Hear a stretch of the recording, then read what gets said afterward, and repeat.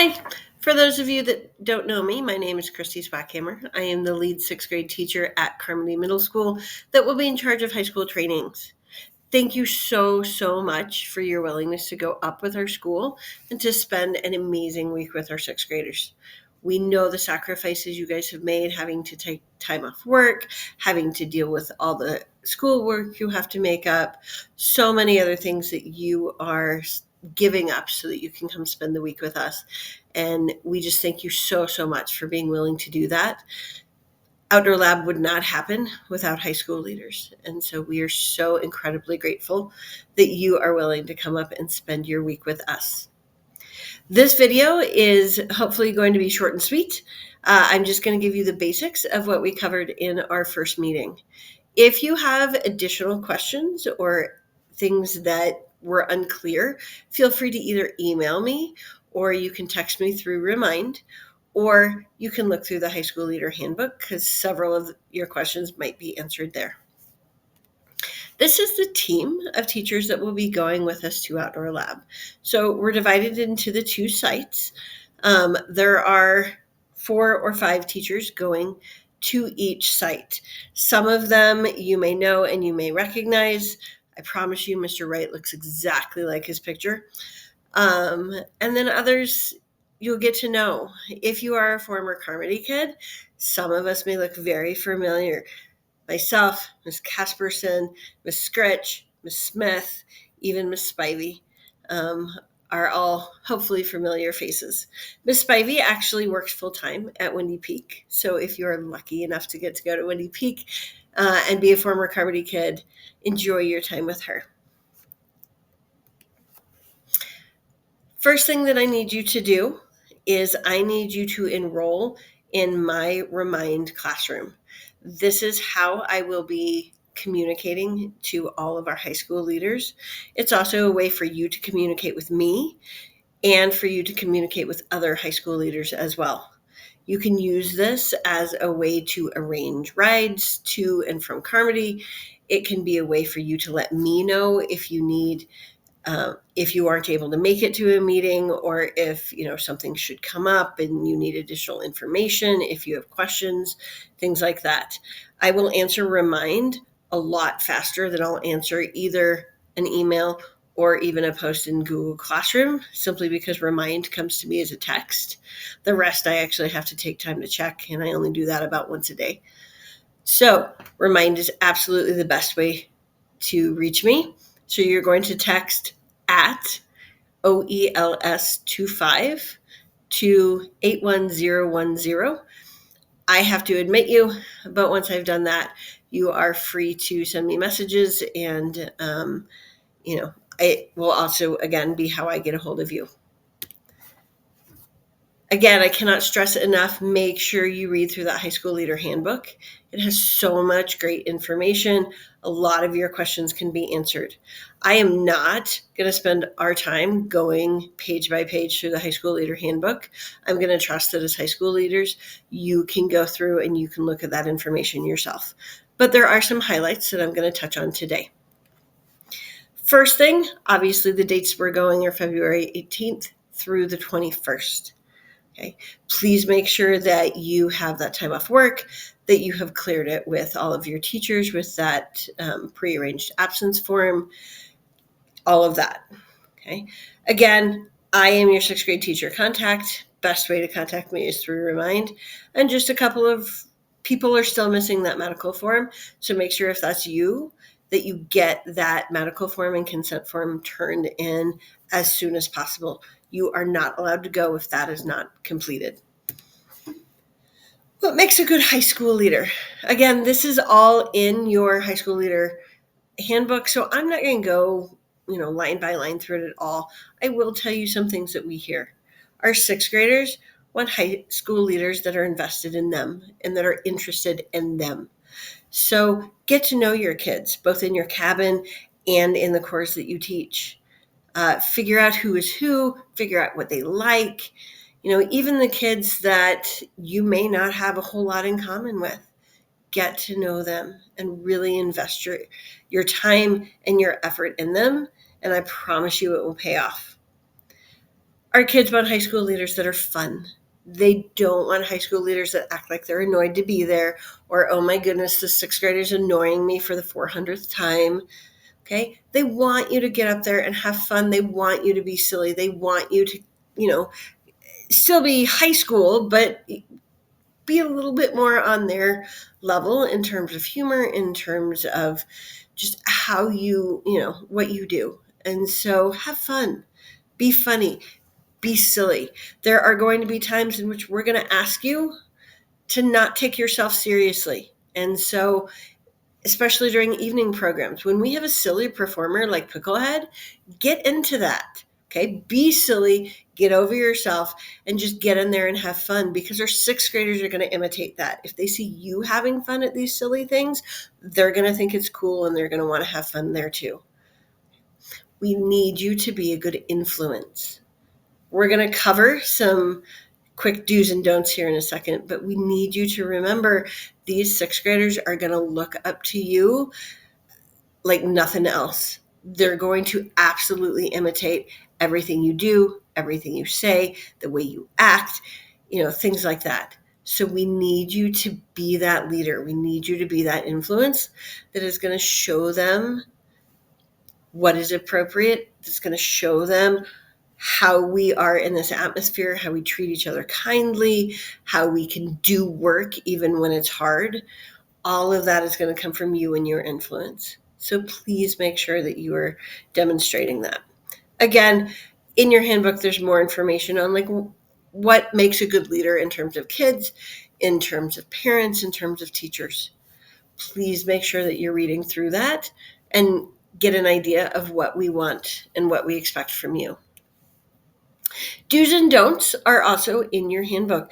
Again, I am not going to read through these. Instead, I'm going to share some knowledge and some previous experience that we've had with other high school leaders. This is my 16th year of doing Outdoor Lab, and so my 16th year of working with high school students. And there are some things that can really make your week amazing, and there are some things that can really ruin your week. And so these are things that I have come across in my 16 years working with high school students that either make it great or make it not so fun. The first one is please no vaping or tobacco. There's so many times in which the week, just kind of implodes because some high school student decided that they would make the unwise choice of having a vape up with them, thinking they could sneak it. Okay, you have so many eyes on you between the sixth graders and the staff up there. It's not going to happen. Leave all of that at home.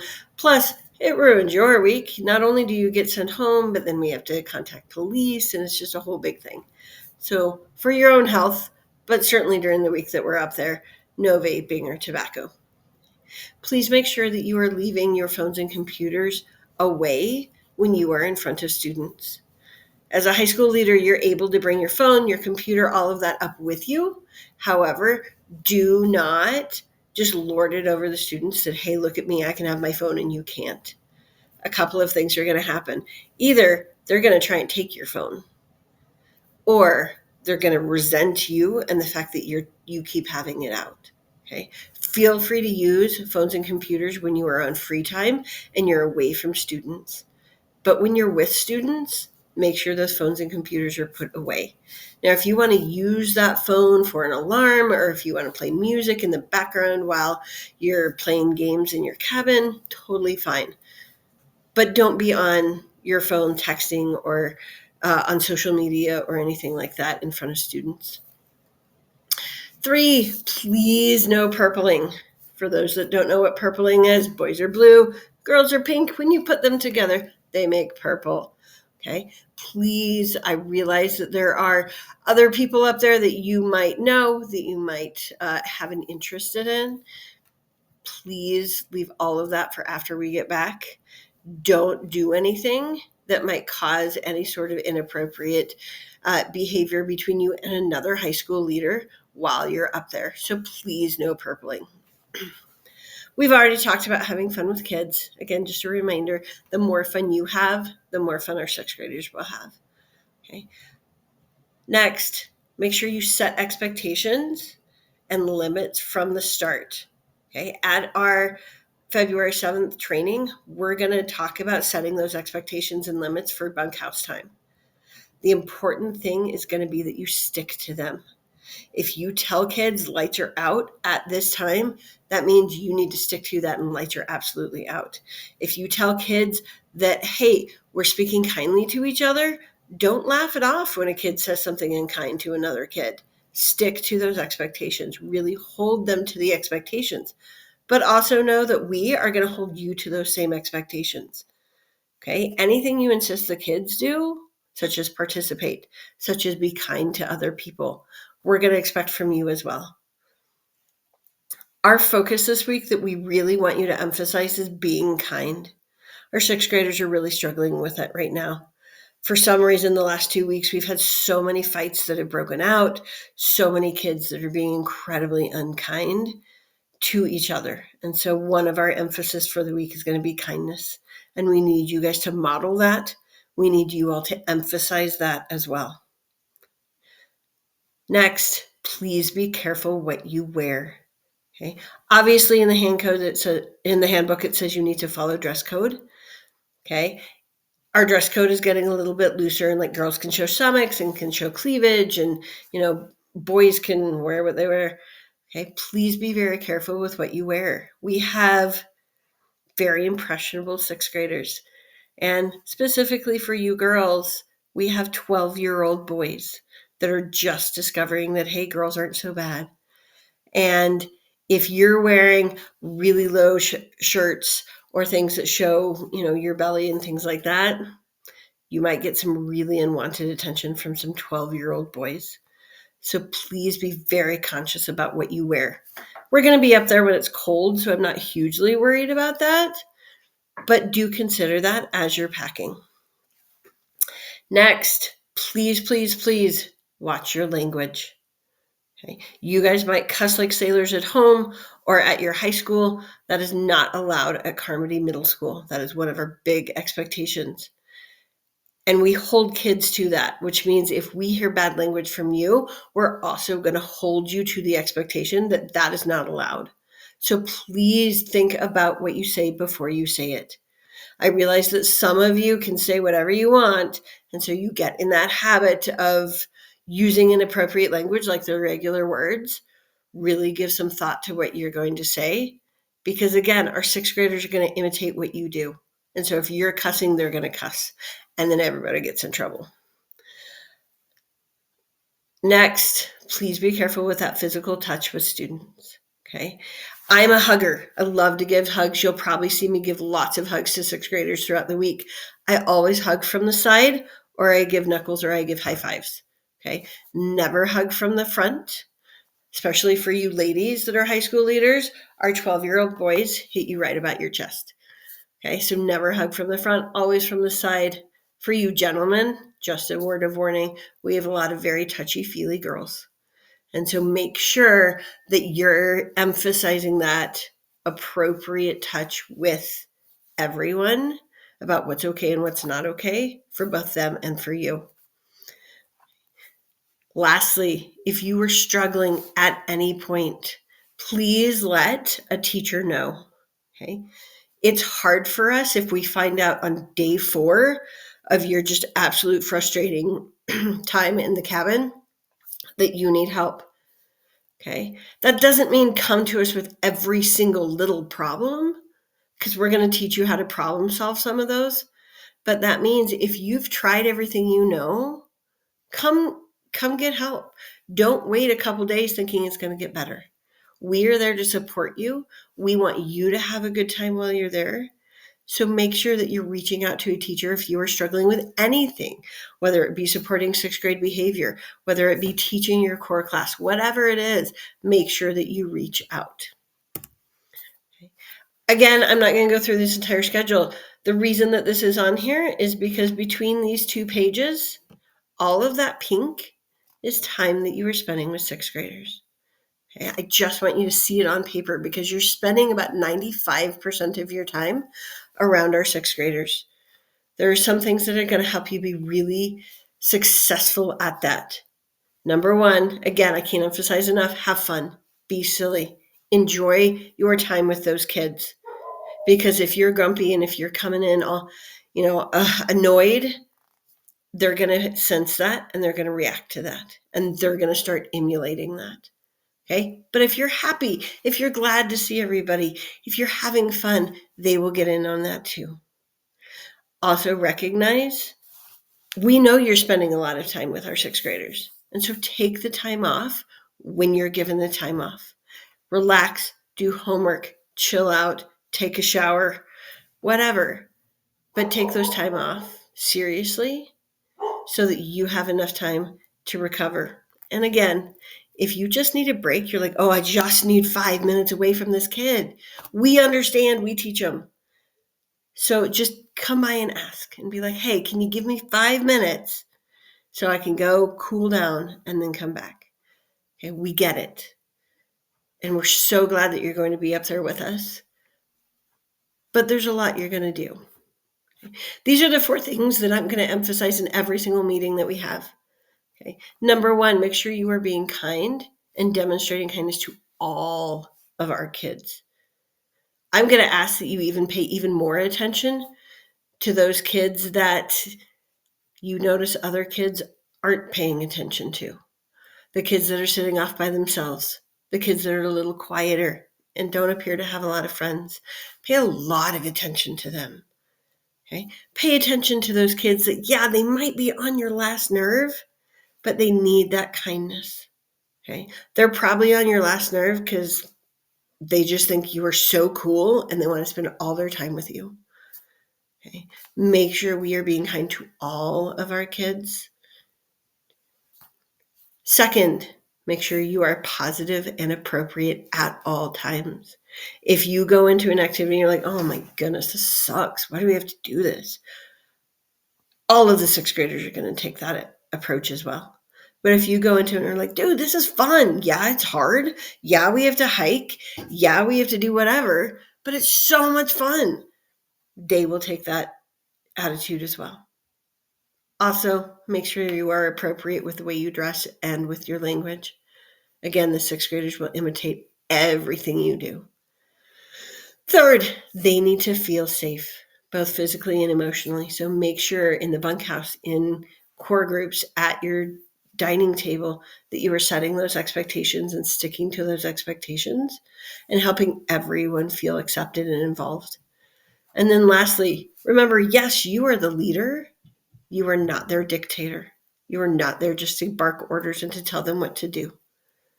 You're there to lead them and to help them and to push them sometimes when they need a little push. But they also need to feel that sense of responsibility. You are not there to do all of their work for them. You are not there to hold their backpack because they're tired. We're all tired.